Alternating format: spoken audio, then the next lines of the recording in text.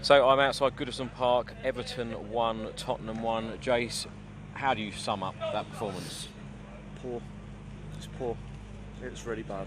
First half was really bad. Picked up the second half, but the amount of possession, amount of shots, I don't think we had a shot on target, did we, in the first half? No. Nothing at all. I think the only shot we had on target was Dele Alli's goal. Yeah. I mean, he was good today. He picked up a lot more. And Don Belly was good in the middle. But apart from that, everyone was pretty lacklustre. There's no creativity. It doesn't seem to have any drive or any passion. And there's very small incidents around where Dele Alli scored. We actually got, managed to penetrate them. But there was nothing there. It's quite disappointing, really. And obviously the incident that happened with Gomez was horrific. Thoughts with their player. Yeah. But as I see, Son, put a tackle in and he collided with Aurier. So broken leg, not good. But overall, 12 minutes of extra time. As the fans around me, everyone felt that something was going to go wrong, and unfortunately it did.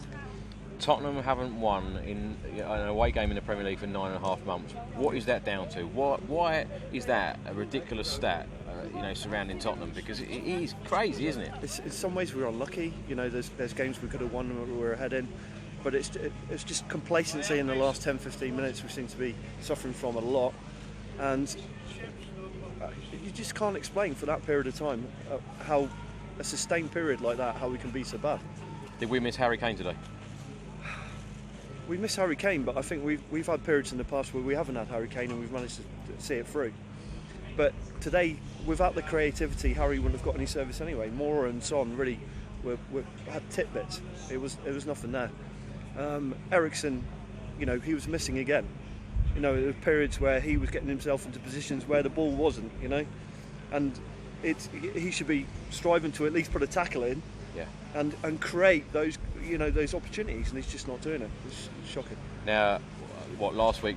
Granit Xhaka got booed by his own fans. Yeah. Now I saw, it wasn't as bad, but there were times today when Eriksen was booed by our fans. What do you make of that? That's sad. It's sad. He has been a great servant, but I think there comes a time when people's patience run out, and especially when someone that jumps over the ball, doesn't put a tackle in, just seems to go missing for long periods of the game.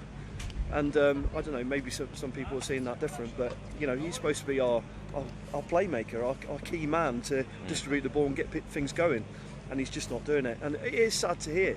You don't want any of your players to be abused like that. But it is, strong within the crowd, and that's sad.